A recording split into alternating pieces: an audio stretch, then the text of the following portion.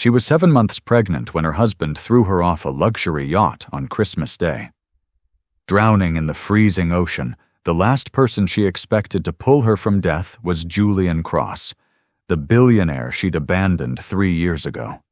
Stranded on his boat as a storm rages, she must face the truth. She married a monster, left the only man who truly loved her, and now her survival, and her baby's, depends on the heart she broke. Victoria Hayes pressed her palm against the yacht's cold railing, the diamond bracelet Derek gave her catching Caribbean sunlight like a shackle made of light. Below, turquoise water sparkled with deceptive peace. Around her, Derek's circle of wealthy friends laughed over mimosas and business deals, their voices hollow against the morning's artificial cheer. "Merry Christmas, darling," a woman in Chanel cooed, air-kissing near Victoria's cheek. "You look absolutely radiant. Pregnancy suits you." Victoria's hand moved instinctively to her swollen belly, where her daughter, Lily, she'd already named her in secret, kicked with restless energy. "Thank you," she murmured, the practiced smile not reaching her eyes. The woman had already moved on, uninterested in actual conversation. No one here was interested in Victoria. They were interested in Derek Hayes, his money, his connections, his position in Chicago's financial elite. Victoria was just the pregnant wife, the acceptable accessory, the woman who'd made herself small enough to fit into Derek's curated life. She glanced across the deck to where Derek stood, martini in hand, regaling a circle of investors with some story that had them roaring with laughter. He was handsome in that polished way, silver at his temples despite being only 38, tailored suit perfect despite the casual setting, smile practiced to inspire confidence. He hadn't looked at Victoria once this morning, hadn't asked if she was comfortable, if the baby was moving, if she needed anything. 3 months ago, she'd found the letter. Not hidden well. Derek wasn't worried about her finding things. The letter from his mistress, Clarissa, detailing their plans for after the situation with Victoria resolves itself. That's what Derek called his pregnant wife. A situation. Victoria had said nothing. Because what could she say? She had no money of her own. Derek insisted she quit her job at the art gallery when they married. No family nearby. Her parents had died in a car accident 5 years ago, and her sister lived in London. No friends. Derek had systematically isolated her from anyone who might encourage her to think independently. She was trapped. Pregnant and trapped on a luxury yacht with a man who saw her as a problem to be solved. Victoria. Derek's voice cut through her thoughts like glass. She turned. He stood 10 feet away, that practiced smile on his face, but his eyes were cold. "Come here, darling. I want you to meet Theodore Westford." She moved toward him because refusing would create a scene, and Derek hated scenes. As she approached, she heard the tail end of Derek's conversation. "Wonderful to expand the portfolio into real estate. The Caribbean market is absolutely untapped." Theodore Westford was in his 70s, distinguished, with sharp eyes that missed nothing.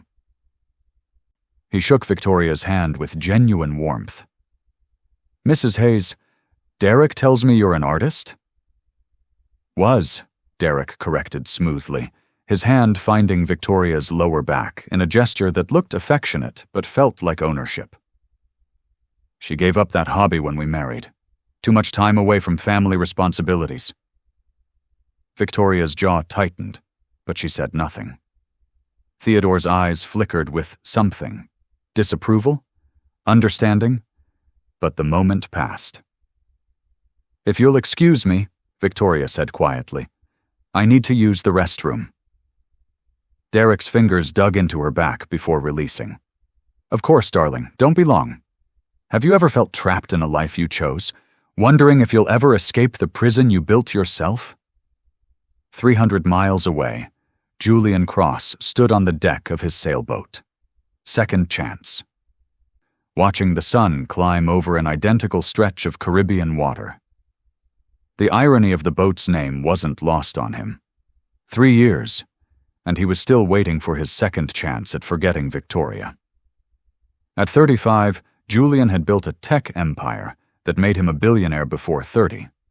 Now he ran it remotely, spending as much time as possible on the water, away from boardrooms and small talk and women who wanted him for his net worth rather than himself. The ocean was honest. It didn't pretend to be anything other than what it was: vast, powerful, indifferent to human concerns. He pulled out his phone, stared at the calendar notification. Christmas Day. The date mocked him. 3 Christmases since Victoria left.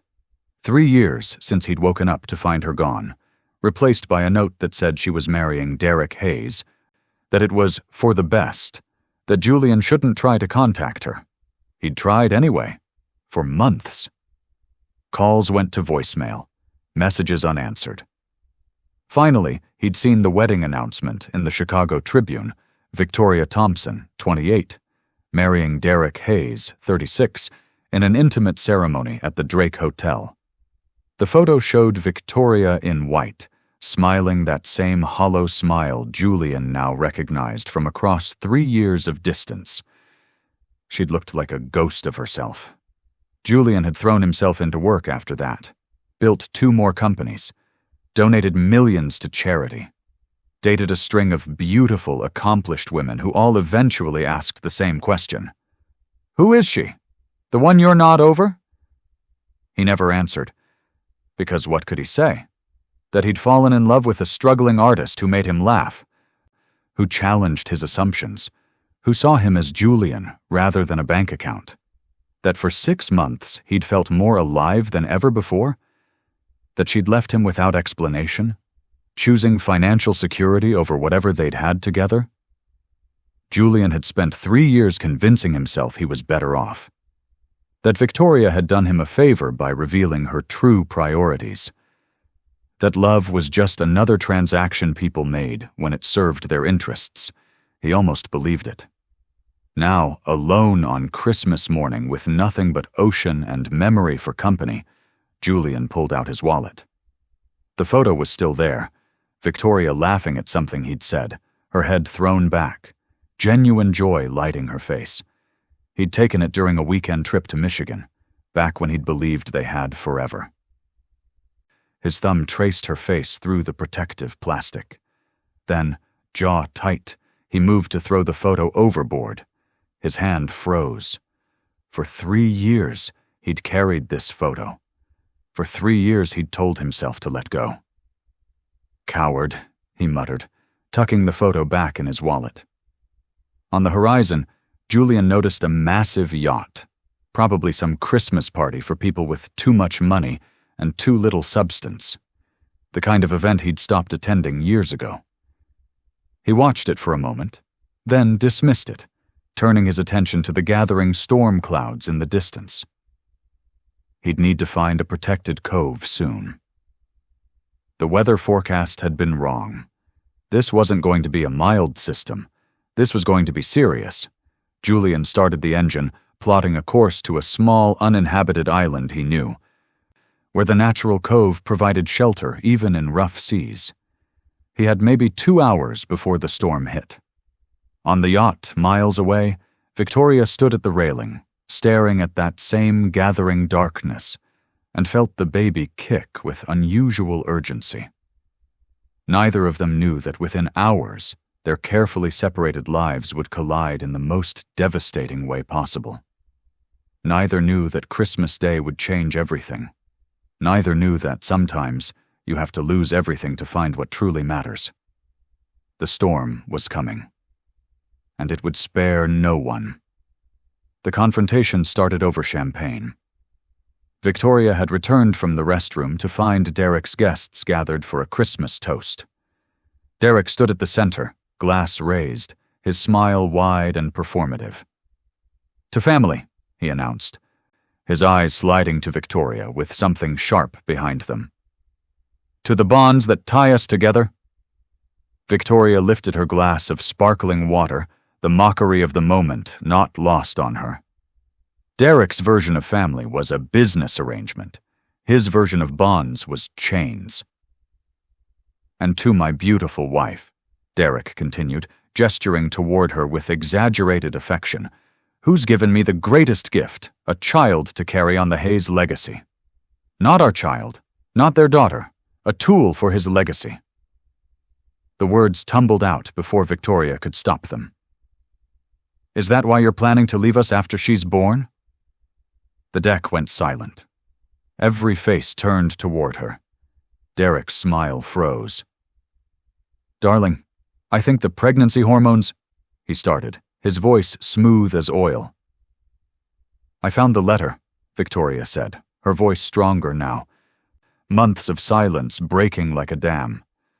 "From Clarissa, about your plans for after the situation resolves itself. That's what I am to you, Derek. A situation." Derek's mask cracked, his jaw tightened, and for a brief second, Victoria saw pure rage flash across his face. Then the mask snapped back. "Everyone, if you'll excuse us. My wife is clearly overwrought. The pregnancy has been difficult." He moved toward her, his hand closing around her upper arm like a vice. To the guests, it looked like a concerned husband supporting his emotional wife. But his fingers dug in hard enough to bruise. "Smile," he hissed in her ear, "and come with me, now." He dragged her toward the back of the yacht, away from the guests, away from witnesses. Victoria's heart hammered. She'd never seen Derek like this. The polished veneer completely gone, replaced by something cold and calculating and dangerous. They reached the stern deck, isolated from the party. Derek released her arm and turned, his face a mask of fury. "You embarrassed me," he said, his voice deadly quiet. "In front of Theodore Westford, in front of investors, in front of everyone who matters." "I embarrassed you?" Victoria's voice rose. "You're planning to abandon your pregnant wife, and I'm the embarrassment?" "You were always the embarrassment." Derek stepped closer. "A struggling artist with no family, no money, no prospects. I gave you everything. A name, a lifestyle, security. And this is how you repay me? By making a scene?" "I want a divorce." The words hung between them like a grenade. Derek's laugh was ice.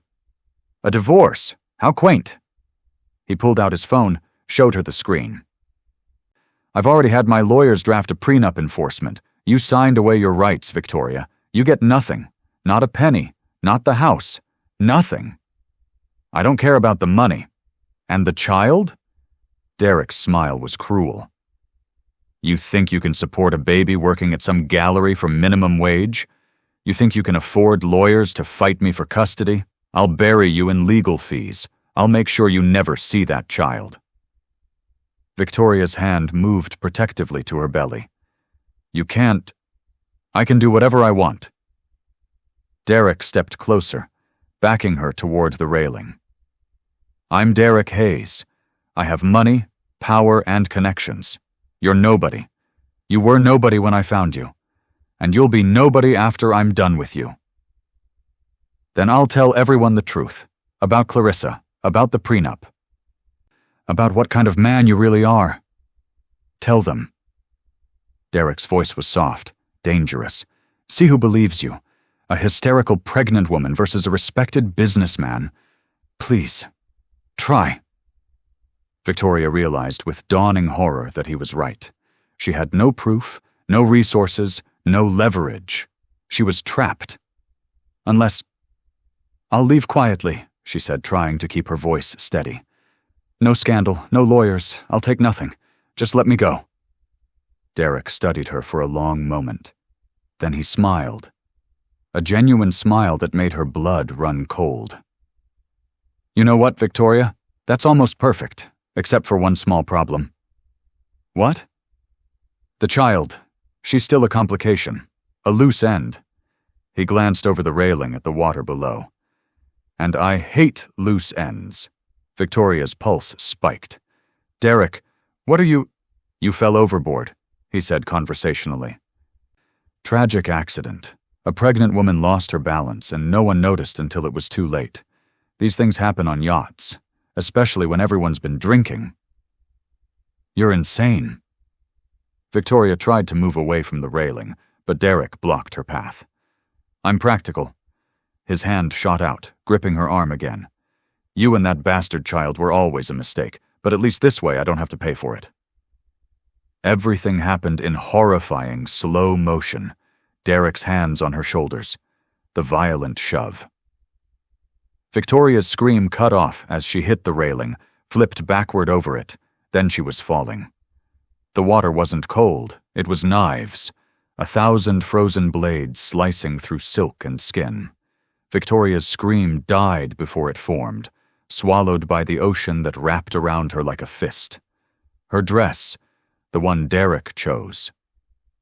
The one that cost $8,000 became an anchor. Down. She was going down. Her hands flew to her belly. Not me. Please, take me, but not...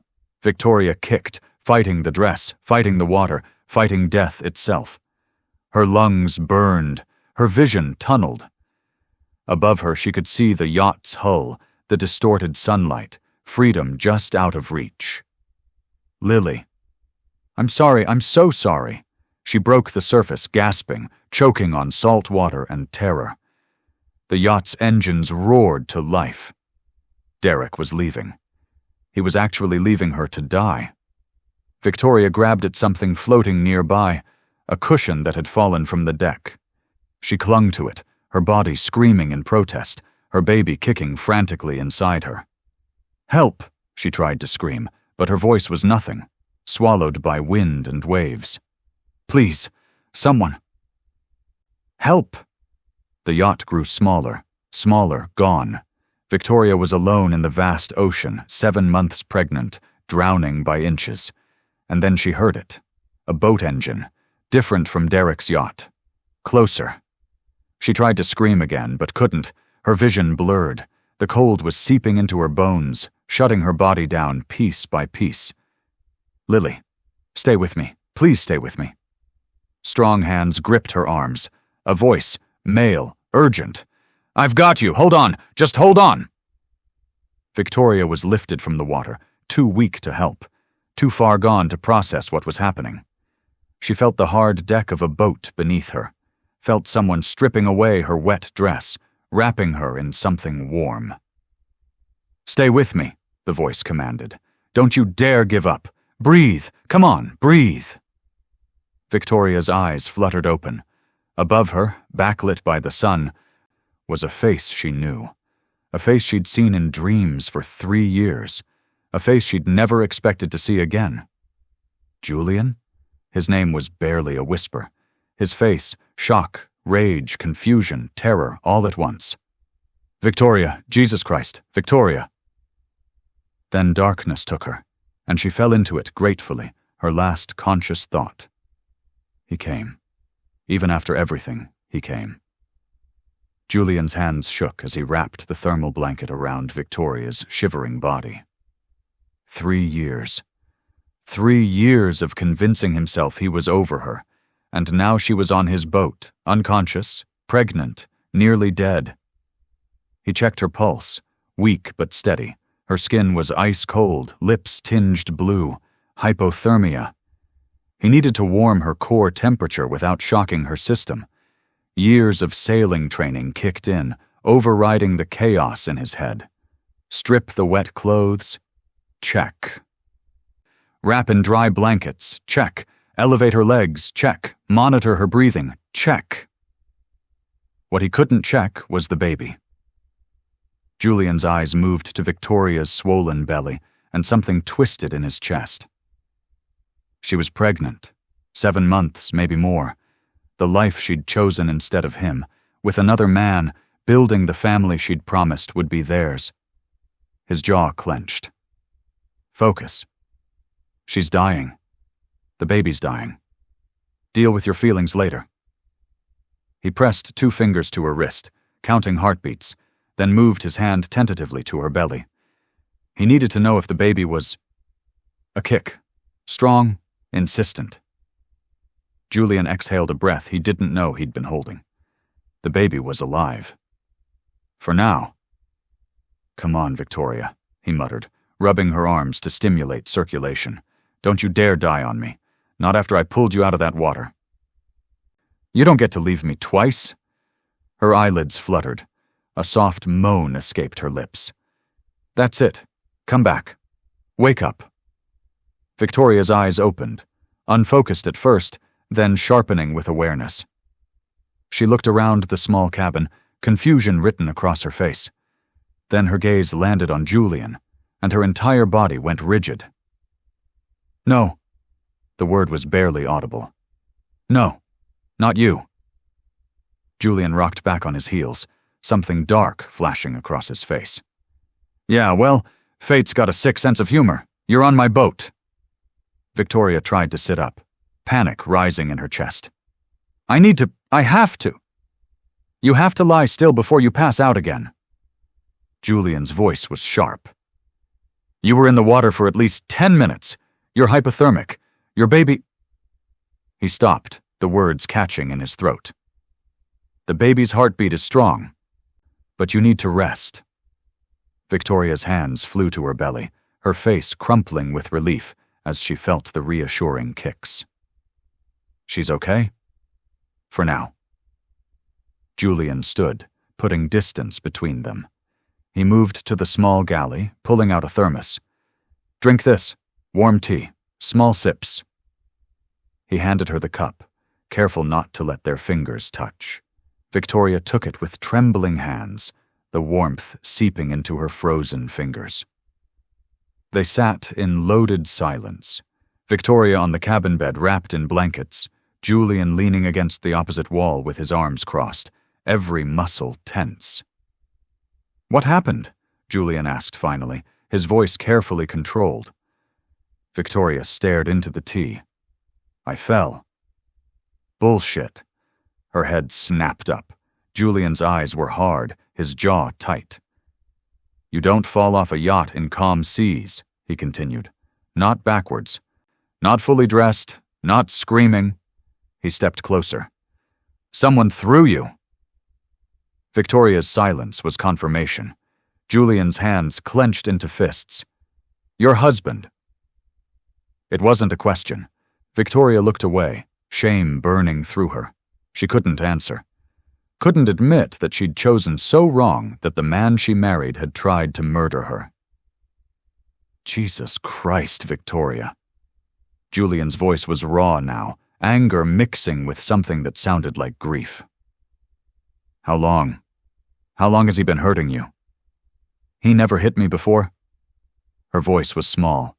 Just controlled everything, every decision, every dollar, every person I could see. She laughed, a broken sound. But I guess attempting murder counts as an escalation. Julian turned away, his back rigid.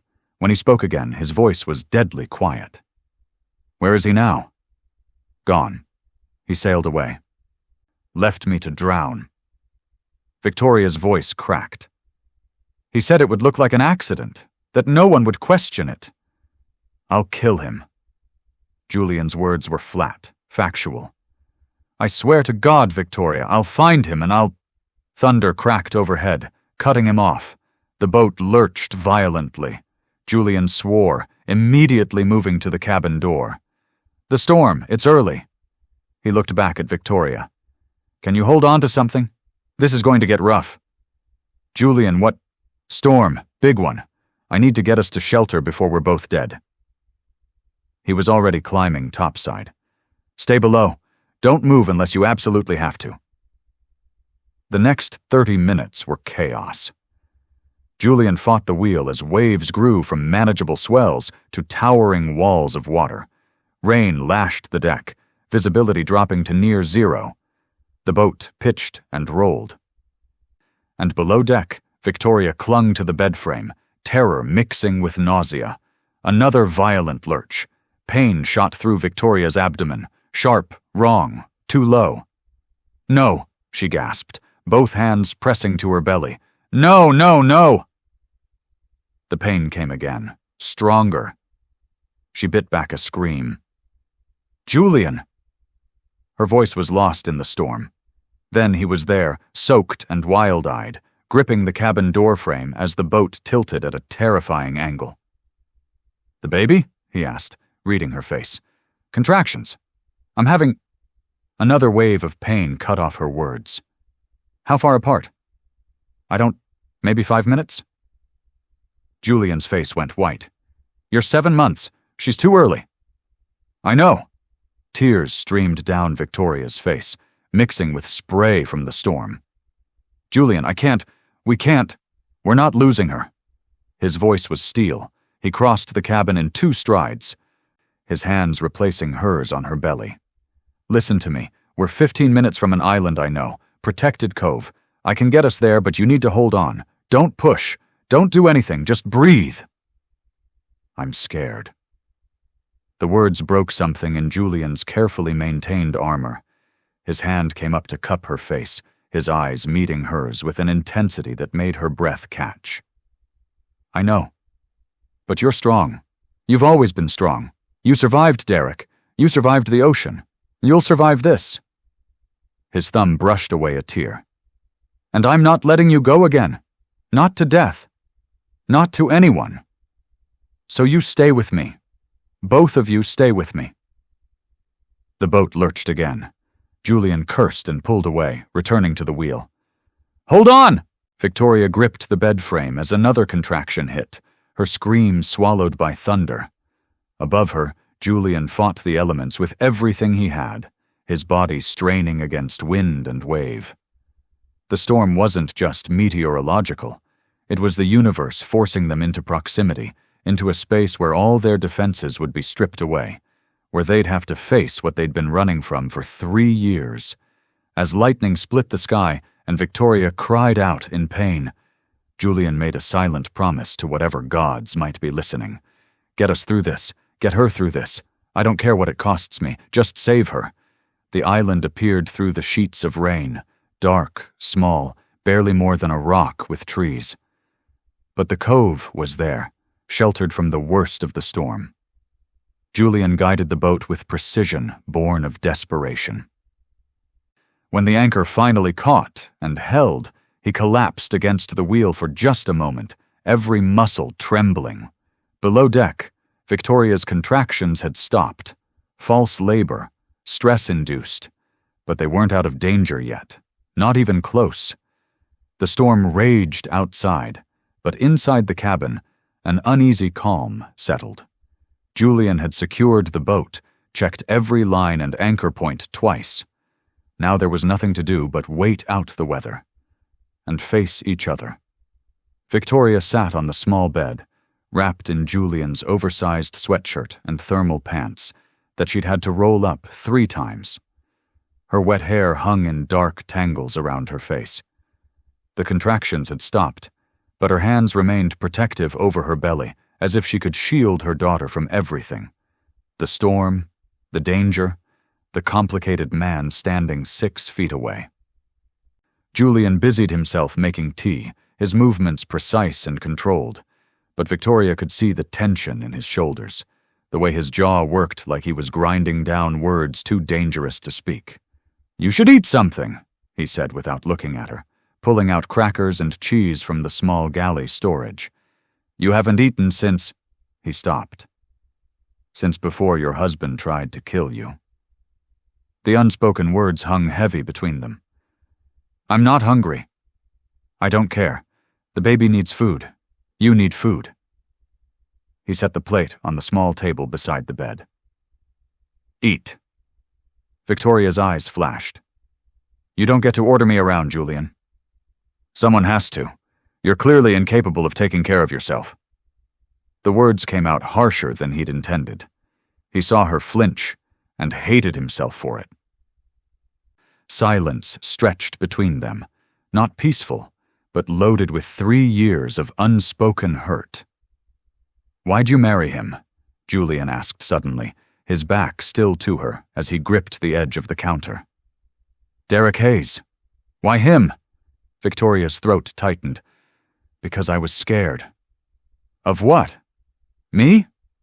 He turned now, and the rawness in his face made her chest ache. Of not being enough? The words tumbled out before she could stop them. You were Julian Cross, billionaire, self-made genius. You had everything, money, success, options, and I was just me, a struggling artist working 3 jobs to pay rent, living in a studio apartment with secondhand furniture. I never cared about any of that. Maybe not then, but eventually? Victoria's voice cracked. Eventually, you would have woken up and realized you could have anyone, someone from your world. Someone who understood black-tie galas and business dinners and... She stopped, wiping at her eyes angrily. Derek was safe, predictable. He didn't make me feel like I was constantly trying to prove I belonged. Julian stared at her, his expression cycling through disbelief, anger, and something that looked like devastation. So you chose boring over real, safety over love. I chose wrong. Victoria's voice rose. Obviously I chose wrong. Is that what you want to hear? That I destroyed my life because I was too much of a coward to believe you actually loved me? I did love you. Julian's voice was quiet now, dangerous in its control. I loved you so much. I was planning to propose. I had a ring. I talked to your sister. I was just waiting for the right moment. He laughed bitterly. And then you were gone. No explanation. No fight. Just a note saying you were marrying someone else. Victoria's hand flew to her mouth. You were going to... Yeah. Julian turned away again. But you made your choice. You picked the safe bet, the established money, the man who promised you security. His shoulders were rigid. How'd that work out for you, Victoria? The cruelty of the question landed like a slap. Victoria felt tears burn behind her eyes, but refused to let them fall. You want the truth. It was hell. Her voice was steady now, cold. Derek was charming for exactly 3 months. Then he started controlling everything. What I wore, who I saw, where I went. He made me quit my job at the gallery. Said Hayes's wife didn't need to work. That my art was a hobby I'd outgrown. Julian turned to face her, his expression unreadable. He isolated me from everyone, Victoria continued. My friends, your friends, anyone who might encourage me to think for myself. By the time I realized what was happening, I was trapped. No money, no job, no support system. She laughed bitterly. And then I got pregnant, thinking maybe a baby would change him, make him softer, make him love me. Did it? It made him worse. He started having affairs, openly. Said I was too fat, too emotional, too needy. That pregnancy made me disgusting. Victoria's hands shook. 3 months ago, I found a letter from his mistress. They were planning his exit strategy. How to divorce me after the baby came with minimal financial impact. He was going to fight for custody just to avoid child support. Julian's jaw tightened, but he said nothing. And tonight, Victoria's voice dropped to barely a whisper. When I confronted him, when I said I wanted a divorce, he decided it was easier to just get rid of me, make it look like an accident, kill the baby and me in one convenient solution. The cabin was silent, except for the rain hammering the deck above. Julian moved slowly, deliberately, until he was kneeling in front of her. His hands hovered near hers, not quite touching. I'm sorry, he said, his voice raw. I'm sorry you went through that. I'm sorry I wasn't there. I'm sorry I said... He stopped, his jaw working. You didn't deserve any of it. Didn't I? Victoria met his eyes. I chose him.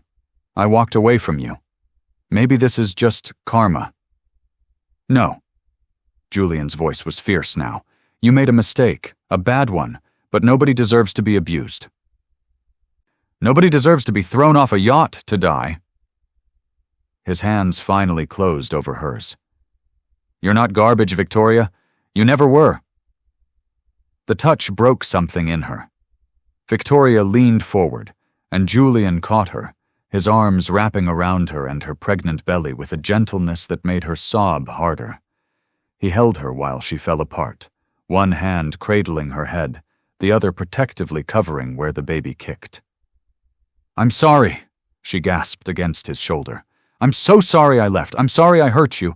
I'm sorry for all of it." "I know." His voice was rough. "I know." They stayed like that for a long time. Two people who destroyed each other trying to piece something back together, even if neither knew what that something was. Outside, the storm raged. Inside, a different kind of storm was breaking. When Victoria finally pulled back, her eyes were red and swollen, her face blotchy from crying. But something in her expression had softened. The armor she'd been wearing since he pulled her from the water had cracked. "What happens now?" she asked.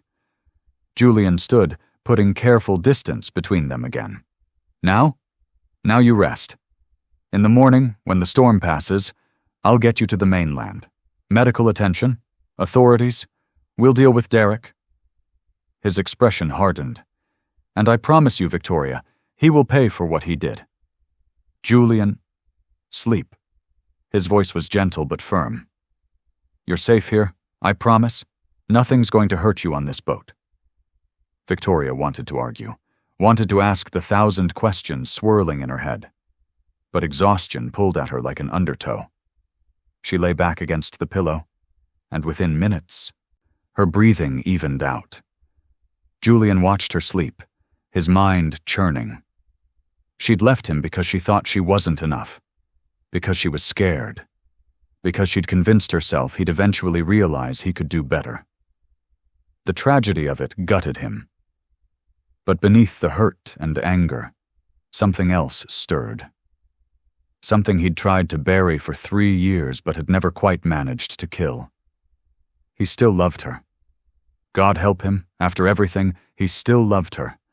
And that terrified him more than any storm ever could. Victoria woke to the smell of coffee and the sound of Julian moving quietly around the cabin. Morning light filtered through the small windows, gentle and golden. The storm had passed. She sat up slowly, her body aching from yesterday's ordeal. Julian noticed immediately, setting down the coffee pot to help her. "Careful. You've been through hell." "Where are we?" "About 15 miles from Nassau.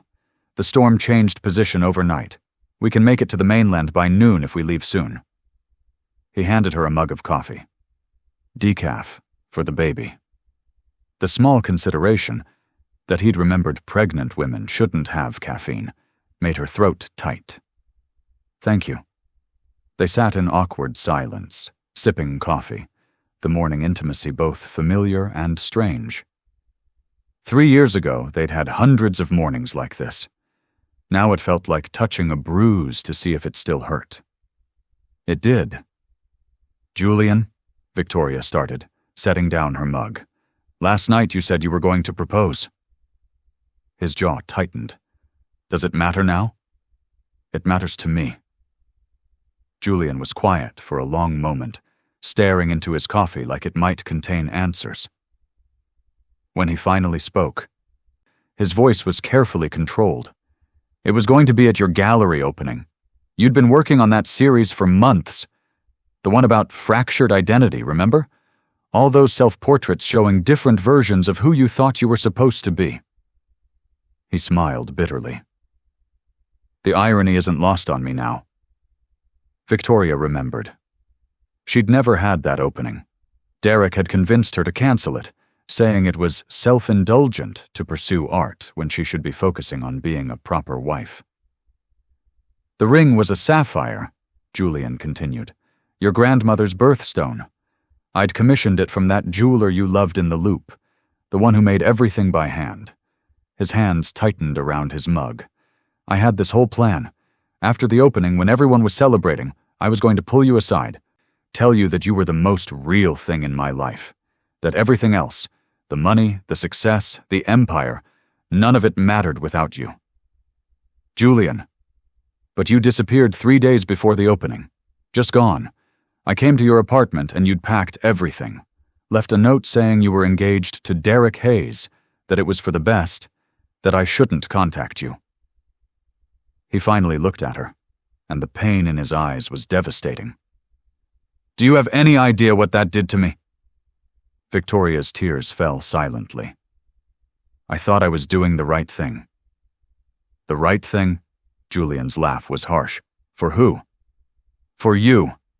The words exploded out of her. "Julian, your world was terrifying. The galas where everyone judged me. The business dinners where I didn't understand half the conversation.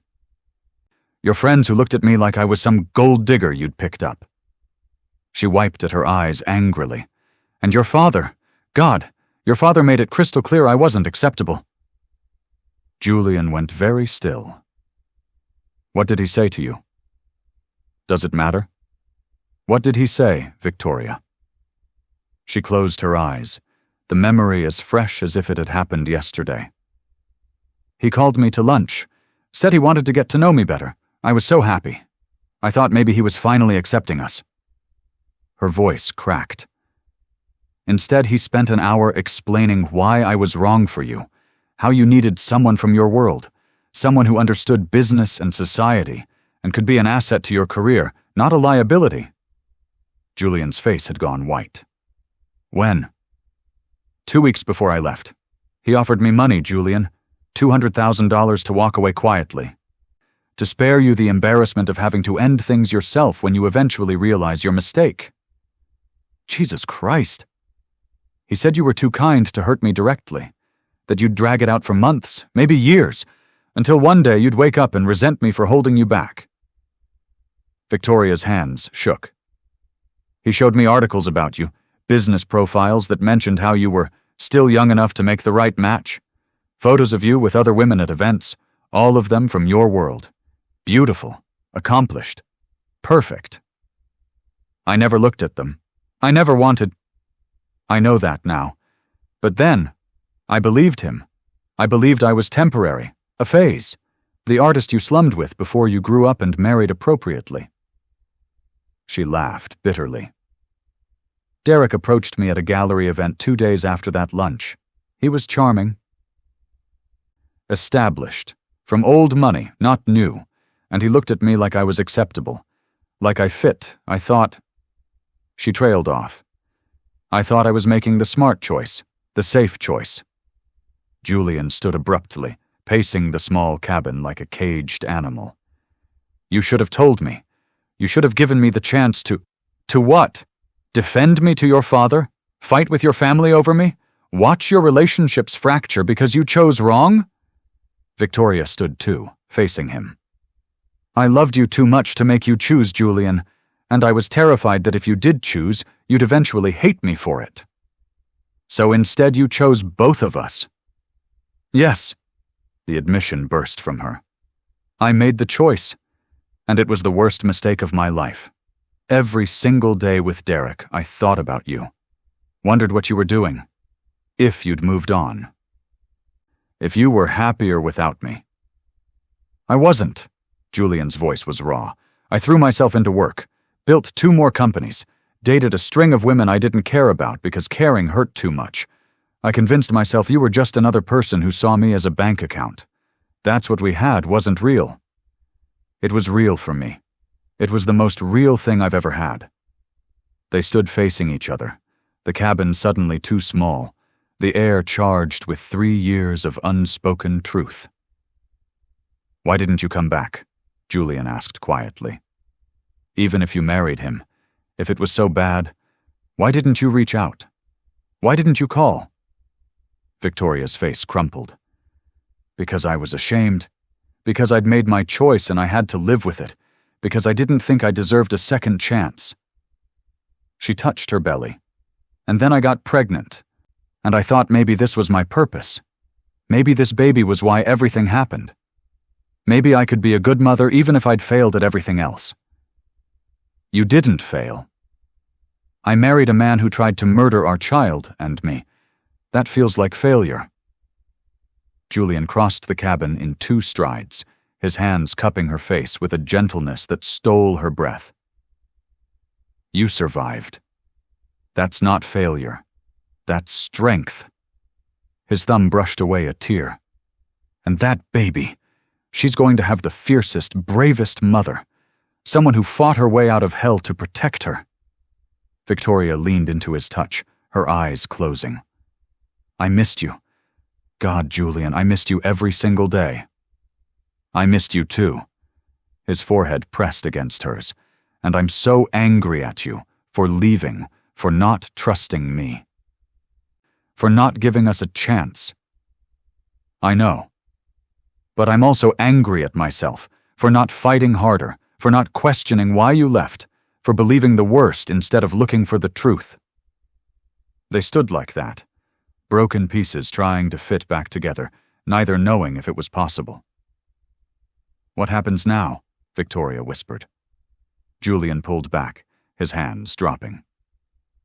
Now we get you to safety. We deal with Derek. We make sure you and the baby are protected. He turned away. And then, I don't know. Do you hate me?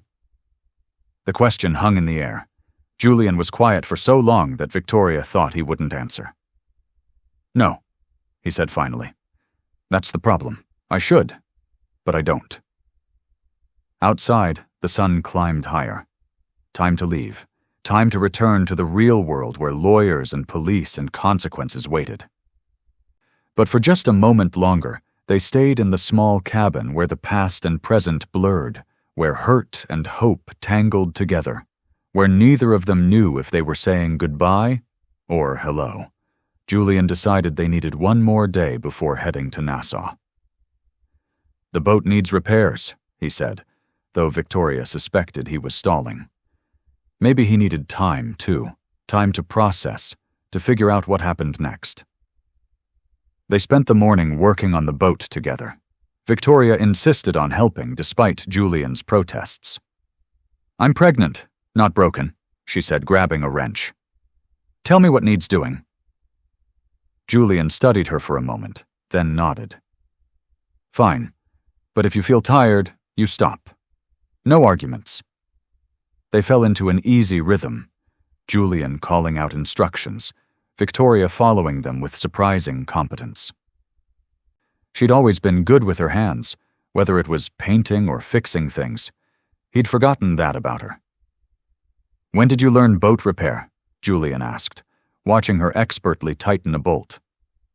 I didn't, but I'm good at following instructions and figuring things out. She glanced up with a small smile, unlike some people who refuse to read manuals. Julian felt something warm unfold in his chest. I don't need manuals. You needed a manual for that coffee maker you bought. You called me at 3 a.m. because you couldn't figure out how to set the timer. I was working late and wanted coffee ready in the morning. You're a billionaire. You could have hired someone to make your coffee. I wanted to learn how to do it myself. He paused. Plus, I liked hearing your voice. The admission hung between them. Too honest for the careful distance they'd been maintaining. Victoria looked away first, focusing intently on the bolt in her hand. They worked in silence for a while, but it was different now. Not uncomfortable, just aware of each other, of the past they shared, of the complications tangled between them. I'm going to make lunch, Julian announced, wiping grease from his hands. Think you can handle eggs and toast? Or should I attempt something more ambitious? You still can't cook? Victoria laughed. Really laughed, and the sound hit Julian like a physical thing. He'd forgotten the sound of her genuine laughter. I can cook basic survival food. Eggs, toast, pasta, anything beyond that is questionable. He headed toward the galley. You coming or staying out here? Coming. Someone needs to supervise.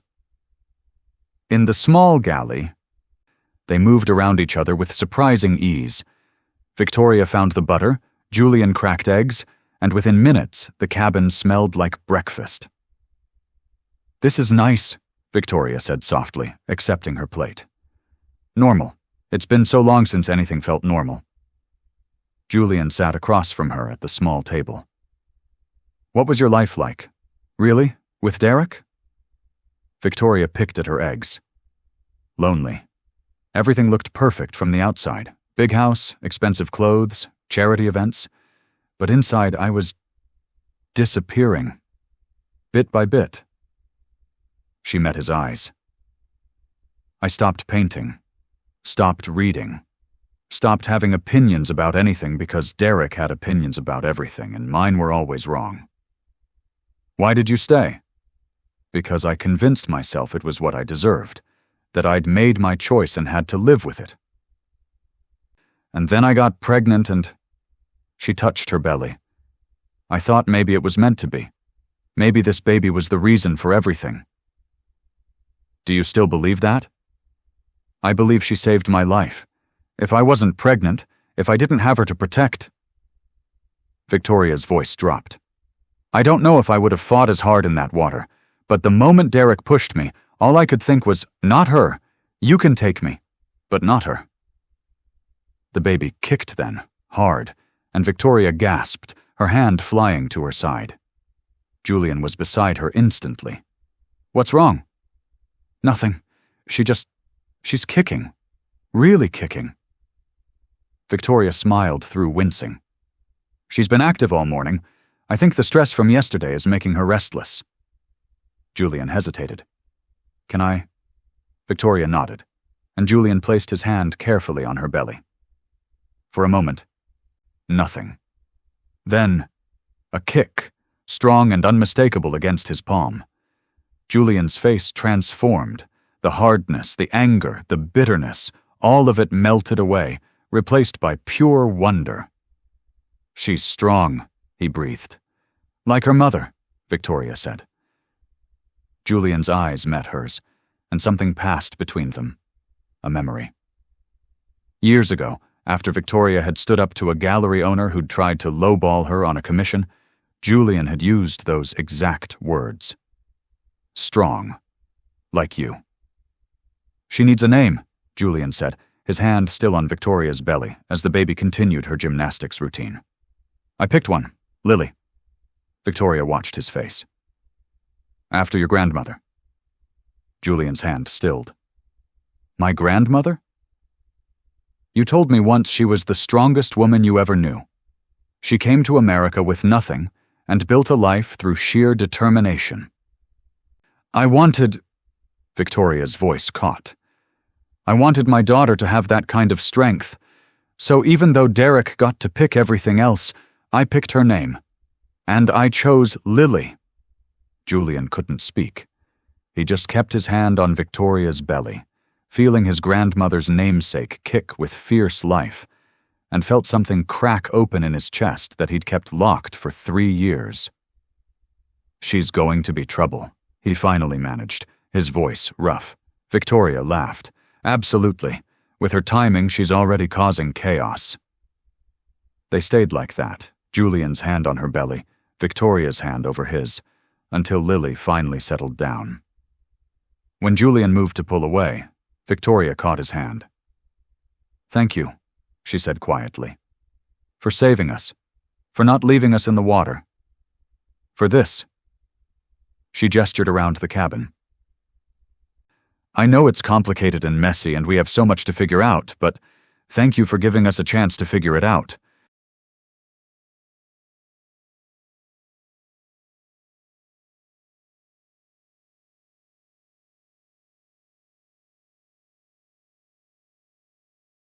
Julian's thumb brushed across her knuckles. I couldn't leave you. Even after everything, I couldn't. In the middle of chaos, have you ever found unexpected moments of peace with someone you thought you'd lost forever?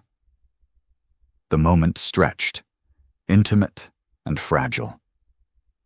Julian was close enough that Victoria could see the gold flecks in his eyes, could feel the warmth radiating from him, could remember exactly what it felt like to be held by him. Julian, she whispered, and he leaned closer, his free hand coming up to cup her face. His phone rang, shrill and insistent from where he'd left it on the counter. The spell broke. Julian pulled back, running a hand through his hair. I should get that. Might be important." He answered the call, his voice shifting back to business mode. Victoria listened as he talked to someone about weather updates and marina availability. When he hung up, the intimacy of the minutes before had evaporated. "We should head out soon," Julian said, not quite meeting her eyes. "Get you to a hospital. Get the authorities involved with Derek." "Right, of course." Victoria stood carefully. "Back to reality." "Yeah." Julian moved past her toward the deck. Back to reality. But as Victoria watched him go, she couldn't shake the feeling that something had almost happened. Something important.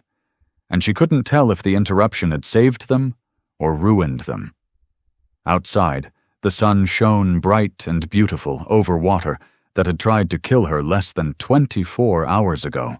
Inside, Victoria touched her belly where Julian's hand had been and whispered to her daughter, "Your namesake would tell me to be brave, so I'm trying, baby girl.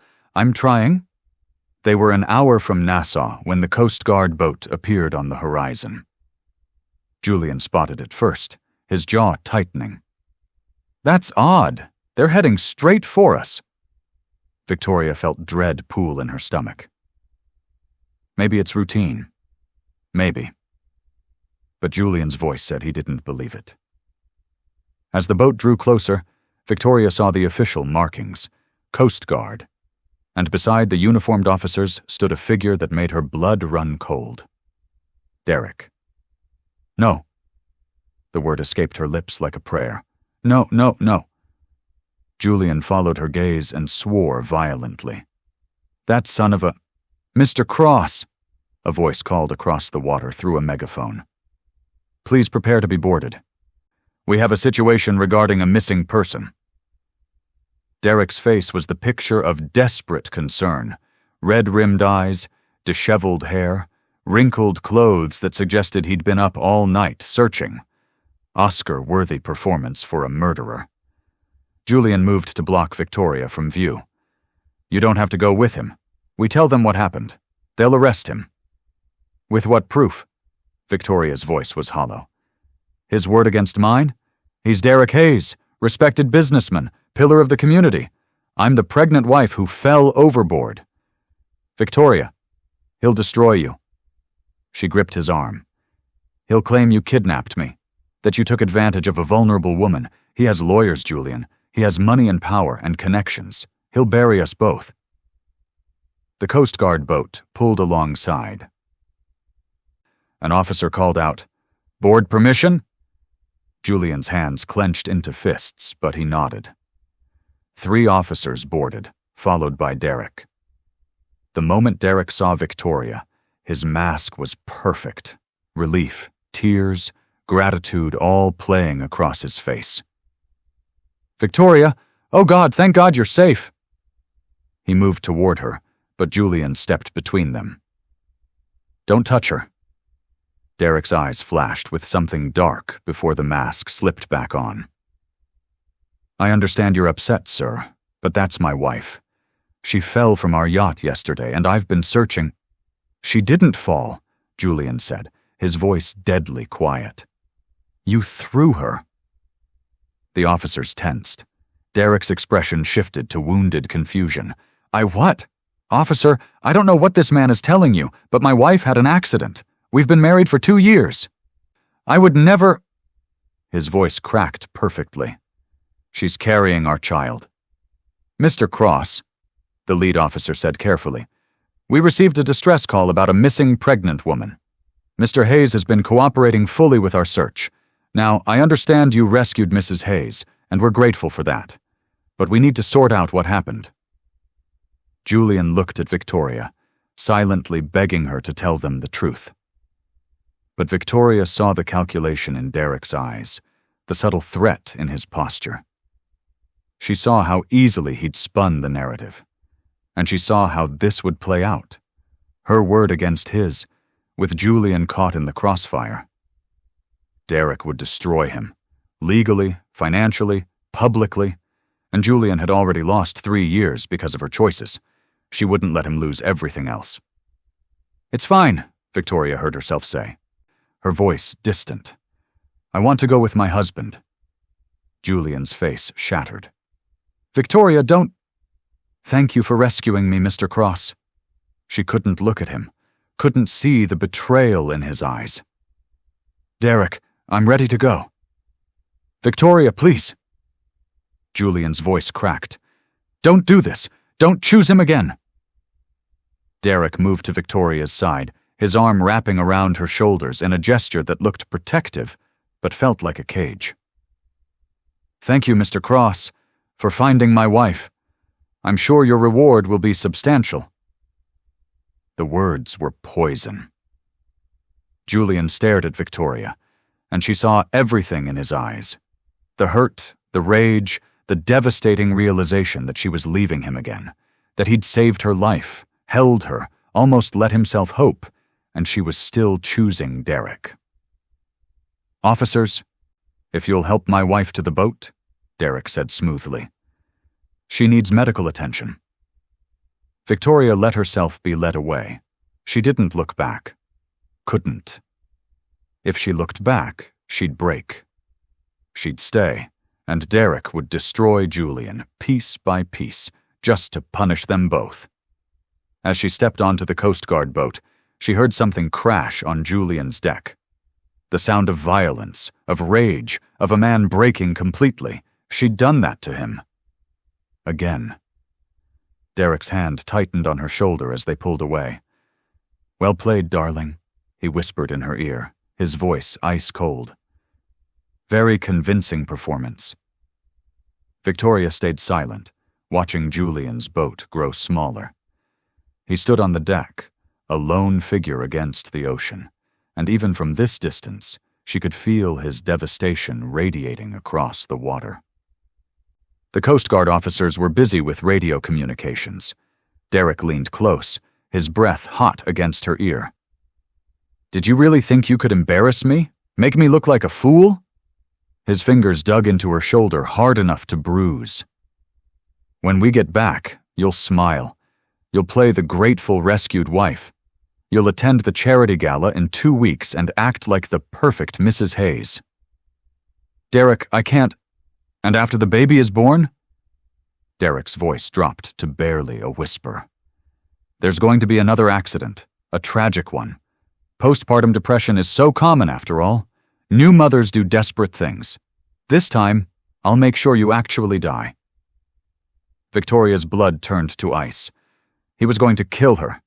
Not just hurt her, not just control her, actually murder her, and make it look like suicide. "Why?" Her voice broke. "Why marry me at all if you hate me this much?" "Because you were convenient, young, attractive enough, from a good enough background." Derek's smile was cruel. "But you got pregnant when you weren't supposed to, started making demands, became a liability instead of an asset." He released her shoulder, patting it almost tenderly for the officer's benefit. "But don't worry, darling. I'll take excellent care of our daughter. She'll have the best nannies money can buy." Victoria's hands moved protectively to her belly. He was going to kill her and take Lily, raise her daughter alone, twist her into someone just like him, unless Victoria found a way to fight. But how? She had nothing. No resources, no allies, no proof. Derek had made sure of that over 2 years of systematic isolation. She thought of Julian, alone on his boat, believing she'd betrayed him again. Would he even care what happened to her now? Why should he? She'd broken his heart twice, left him standing on his deck while she sailed away with the man who'd tried to murder her. The irony was devastating. She'd left Julian to protect him, but in doing so, she'd sentenced herself to death. Back on second chance, Julian stood motionless, staring at the empty ocean. Then he moved, violent, destructive. He swept everything off the counter, dishes shattering, kicked the cabin door hard enough to crack the frame, grabbed the photo of them he'd been carrying for 3 years and finally threw it overboard. It floated on the water for a moment before sinking, just like everything else between them. "I'm done," he said to the empty air, his voice raw. I'm done hoping. I'm done believing. I'm done with her. But even as he said it, even as rage burned through him, a small voice whispered, Something's wrong. She was scared. She was protecting you. Julian crushed that voice. She'd made her choice, again. And this time, he wouldn't make the mistake of caring. He started the engine, pointed the boat toward open water, away from Nassau, away from Victoria, away from everything. He didn't see Derek's arm around Victoria turn from protective to possessive the moment they were out of sight. He didn't see Victoria's face, the terror barely hidden behind a blank mask. He didn't know that in sailing away, he was leaving her to die. And Victoria didn't know that Julian's broken heart was about to become her last desperate hope for survival. Julian sailed for 3 hours before he stopped. The ocean stretched endlessly in every direction, beautiful, vast, indifferent. He'd come out here to escape, to put distance between himself and Victoria, to prove he could walk away. But he couldn't. He dropped anchor and sat on the deck, head in his hands, replaying everything. The way Victoria had looked at Derek. Not with love, but with fear. The way she'd said, I want to go with my husband, in a voice completely devoid of emotion, like she was reading from a script. The way she hadn't looked at Julian when she left, as if she couldn't bear to see his face. Derek will destroy you, she'd said earlier. He has lawyers, money, connections. He'll bury us both. Julian sat up suddenly, his mind clearing. She hadn't chosen Derek. She'd chosen to protect Julian. Just like 3 years ago when she'd left to spare him the embarrassment of being with someone his father didn't approve of. Victoria's pattern was self-destruction, disguised as protection. Idiot, Julian breathed. She was protecting you, and you let her go. He grabbed his phone, fingers shaking as he called his head of security. Marcus, I need everything you can find on Derek Hayes, and I need it in the next 2 hours. What am I looking for? Anything that proves he's the bastard I know he is. Financial records, communications, security footage. I don't care if it's legal or not. Find it. Julian, if this is it's about saving someone's life, so find me something I can use. Julian paced the deck while he waited, every minute feeling like an hour. He thought about Victoria locked away with Derek. Pregnant and defenseless. Thought about the baby, Lily, who carried his grandmother's name and deserved a chance at life. His phone rang exactly 90 minutes later. I found something, Marcus said. Several somethings. Derek Hayes has been embezzling from his own company for 2 years. He's got offshore accounts in the Caymans. And Julian, I found yacht security footage from Christmas Day, time-stamped. It shows everything. Send it to me, now, and get me the name of the best criminal attorney in Nassau. Already done. But Julian, if you're going after someone like Derek Hayes, you need to be prepared for a fight. He's got resources. So do I, and I'm done playing nice. The video file arrived minutes later. Julian watched it once, his rage building with every frame. Derek is shoving Victoria, her scream, her hitting the water. Derek calmly walked away while she struggled. Evidence. Concrete, time-stamped, undeniable evidence. Julian plotted a course back to Nassau, pushing the boat as fast as it would go. As the island came into view, he made another call. Detective Morrison, this is Julian Cross. I need to report an attempted murder. In the master suite of Derek's Nassau estate, Victoria sat on the edge of the bed, her wrists aching from where Derek had grabbed her earlier. He'd locked her in for her own protection, he'd told the housekeeper. My wife is traumatized from her ordeal. She needs rest. The housekeeper had believed him. Everyone always believed Derek. Victoria had tried everything. The windows were sealed, the door locked from the outside, her phone confiscated.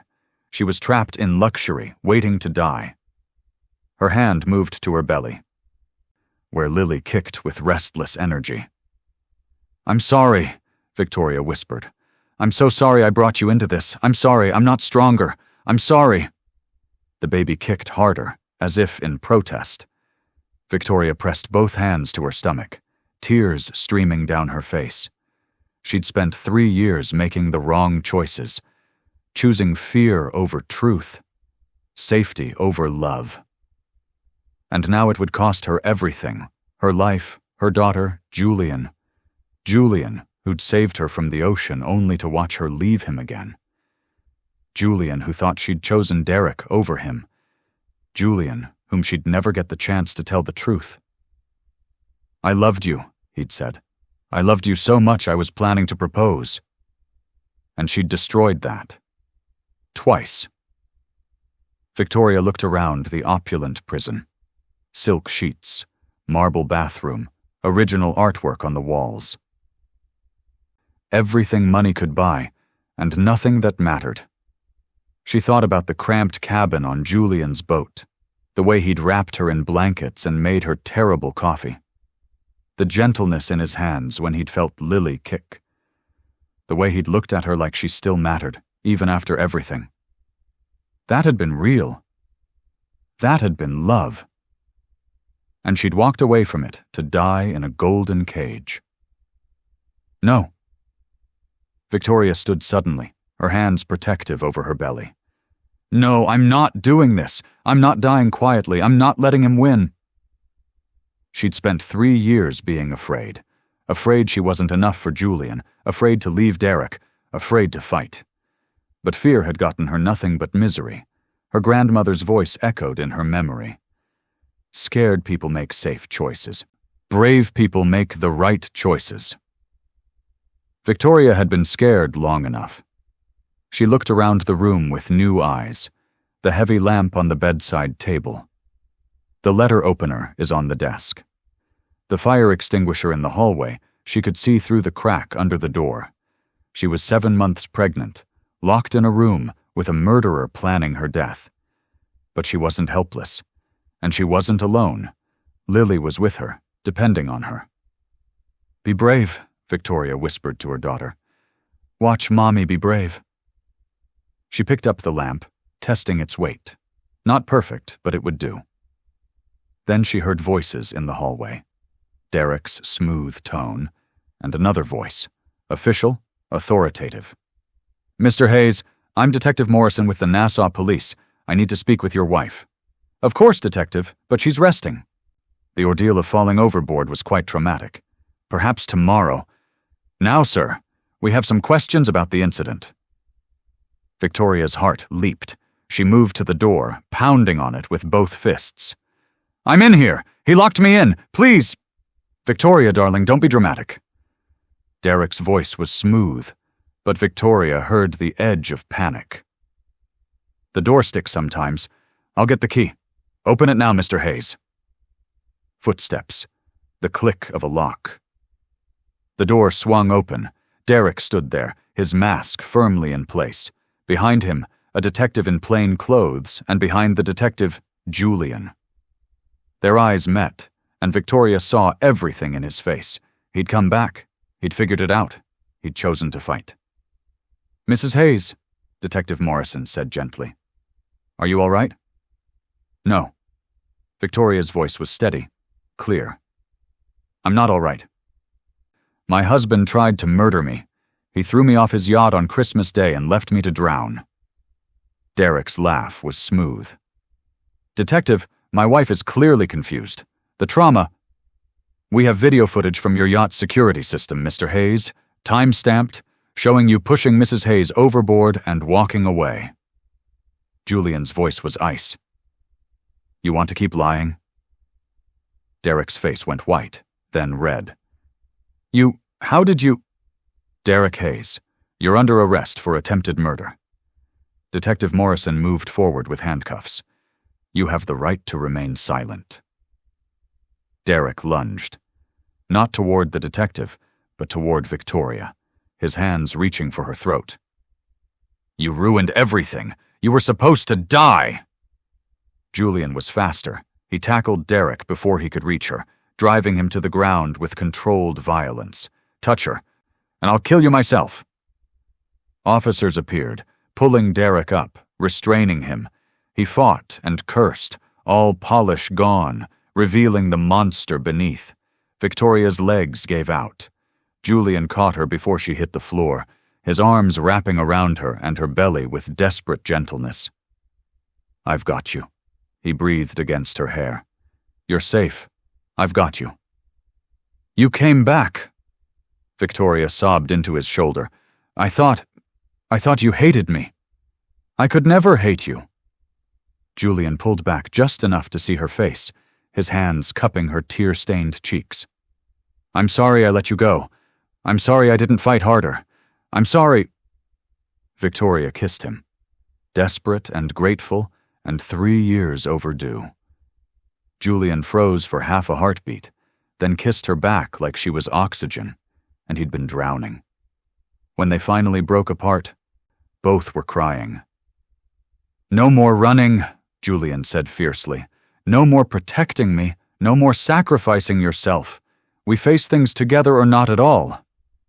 "Together," Victoria agreed, her hands fisting in his shirt as she'd never let go. "I choose together. I choose you. I choose us." "About damn time." Victoria stood on the deck of Second Chance, cradled in Julian's arms, watching the sun rise over the Caribbean. The same ocean that had tried to kill her a year ago now sparkled with peaceful beauty. In the cabin below, baby Lily slept soundly in the portable crib Julian had installed with meticulous care. "She's going to wake up any minute," Julian murmured against Victoria's temple. "And then it's chaos. Good chaos." Victoria leaned into him, her body fitting against his with the ease of a year spent learning each other again. The best kind.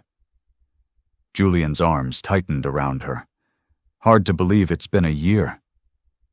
Hard to believe I almost lost this." Victoria turned in his arms to face him. "Lost you. Lost everything." Julian's hand came up to cup her face, his thumb tracing the line of her cheekbone. "You didn't lose it. We found our way back." The past year had been a whirlwind. Derek's arrest made headlines. Prominent businessmen charged with attempted murder, embezzlement, fraud. The trial was swift, the video evidence damning. Derek was now serving 25 years in a federal prison, his empire dismantled, his reputation destroyed. Victoria's divorce was finalized within 3 months. She'd taken nothing from Derek except her freedom and full custody of Lily. And Julian had been there for every moment. Every doctor's appointment as Victoria's due date approached, every contraction during Lily's birth, every sleepless night with a colicky infant, every first smile, first laugh, first time Lily grabbed his finger and held on like he was her whole world. He'd never asked Victoria to marry him, to move in, to promise him anything. He'd simply shown up, day after day, choosing her, choosing them, until 2 months ago, when he'd taken Victoria sailing at sunset and asked if she was ready to try again. Really try. No fear, no running, no protecting each other from hard truths. "I love you," he'd said, pulling out a sapphire ring. "The same one I bought 3 years ago. I never returned it because some part of me always knew we'd get here eventually. I don't need you to say yes right now. I don't need guarantees or promises.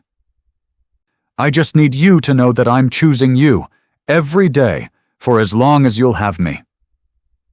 Victoria had said yes through tears. They'd married quietly 3 weeks later in a small ceremony on the beach, with only close friends and Lily as witnesses.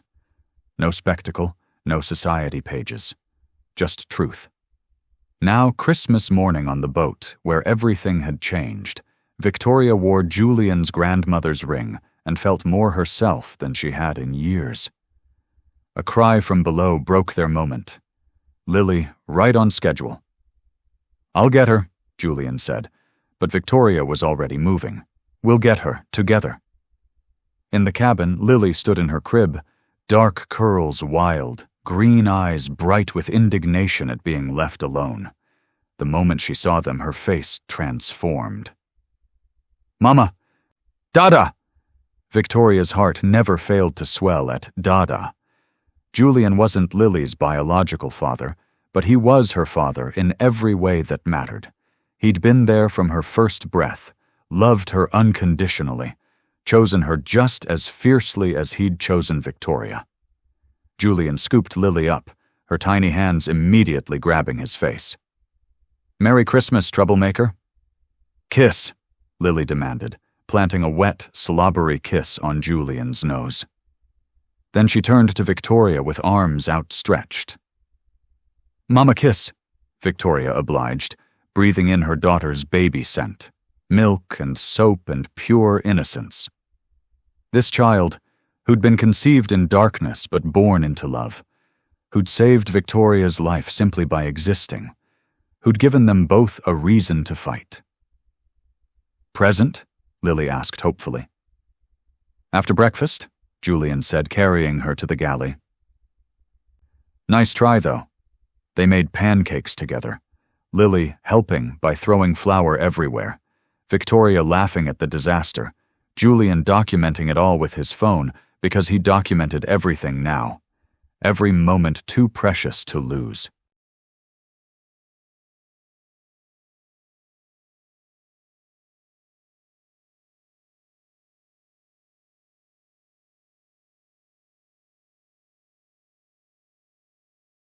Looking back on your darkest moments, can you see how they led you to exactly where you needed to be? Sometimes we have to break completely to rebuild ourselves into who we're meant to become. After breakfast, they opened presents. Lily was more interested in the wrapping paper than the toys, tearing into each gift with gleeful destruction. Julian had gotten Victoria a new set of professional art supplies. "You're painting again?" he said when she protested the expense. "Really painting. The gallery in Miami wants to feature your work in February. This isn't a hobby anymore, Victoria. This is your calling." Victoria had started painting again 6 months ago. Abstract pieces that explored trauma, survival, rebirth. Dark colors giving way to light. Fractured images becoming whole. Her therapist said it was healthy processing. Julian said it was brilliant. Victoria just knew it felt right. She'd found herself again. Not the struggling artist from 3 years ago, not Derek's suffocated wife, but someone new, someone stronger, someone who'd walked through fire and come out tempered steel. "I have something for you too," Victoria said, pulling out a small wrapped box. Julian opened it to find a photo. Victoria and Lily on the beach, both laughing, wind in their hair, pure joy captured in a single frame. In the corner, Victoria had painted a small addition. Julian in the background, his arms open, waiting. "It's how I see us," Victoria explained softly. "You're always there, always waiting, always ready to catch us if we fall." Julian's eyes shimmered with emotion. "Always." Lily, bored with the adult moment, toddled to the cabin door. "Boat. Go boat." "You're on a boat, sweetheart," Julian laughed. "Out," Lily clarified, pointing at the deck. They spent the rest of Christmas morning on the deck, Lily exploring every inch with fearless curiosity, Victoria and Julian following close behind, ready to catch her if she stumbled. The sun climbed higher. The water sparkled. The past year had taught them both that nothing was guaranteed, but that made every moment more precious. "Do you ever think about that night?" Victoria asked, as Lily napped in the cabin later. "The storm?" "Every day," Julian admitted. They sat on the deck, his arm around her, her head on his shoulder. "I think about how close I came to losing you, how close we both came to missing this. I was so scared." Victoria's voice was quiet. "Not just of dying." but of never getting to tell you the truth. That leaving you was the biggest mistake of my life, that I never stopped loving you. You told me eventually. Julian kissed the top of her head. That's what matters. Do you think Lily will remember any of it? Derek? The trial? No, and that's exactly how it should be. Julian's voice was firm. Her story doesn't start with him. It starts with you, fighting for her, protecting her, choosing life for both of you, and it continues with us. With love, with family, with everything good. Victoria turned to look up at him. Do you ever regret it? Taking on someone else's child? All the complications? Julian's expression was fierce. Lily is my daughter. Biology doesn't change that. I was there when she took her first breath. I've been there for every moment since. And I'll be there for every moment forward. His hand cupped Victoria's face. You're both mine, and I'm never letting either of you go. Promise? I promise. Julian kissed her, soft, certain, full of every tomorrow they'd build together. A cry from the cabin interrupted them. Lily, awake and demanding attention. Duty calls? Victoria laughed, standing, but Julian caught her hand. Victoria? Yeah? Merry Christmas. Thank you for fighting. Thank you for surviving. Thank you for giving us this. Victoria's eyes filled with tears. The good kind, the kind that came from joy instead of pain. Merry Christmas, Julian. Thank you for coming back for me. Thank you for not giving up on us. Never. Julian stood, pulling her into his arms one more time before they went to their daughter. Not in 3 years. Not in 30. Not ever. Inside the cabin, Lily stood in her crib, arms outstretched, ready to be held. Victoria and Julian reached for her together, their hands meeting over their daughter's small body, and lifted her between them. 3 people who'd found each other in the wreckage of broken choices and second chances. 3 people who'd learned that love wasn't about perfection. It was about choosing each other, every day, through every storm. The ocean that had tried to take Victoria's life had instead given her back everything that mattered. And as they stood together in the morning light, Victoria knew with absolute certainty, this was home. Not a place, but the people.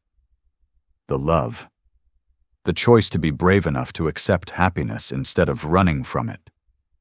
She'd been thrown off a luxury yacht and survived on her billionaire ex's boat.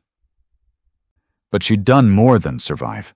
She'd found her way back to herself, and in doing so, found her way back to the only man who'd ever truly seen her. Sometimes the worst moments of your life are the doorway to the best ones.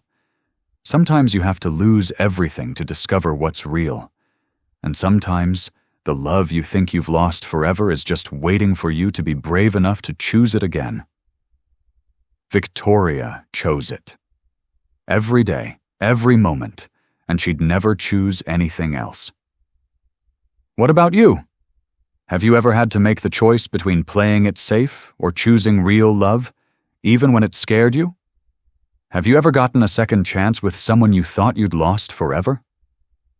Share your story in the comments below. And if this story touched your heart, don't forget to like and subscribe for more emotional tales of love. Redemption and second chances. Your support means everything. Until next time, remember, sometimes the love you're meant to have is worth fighting for, no matter how many storms you have to survive to get there.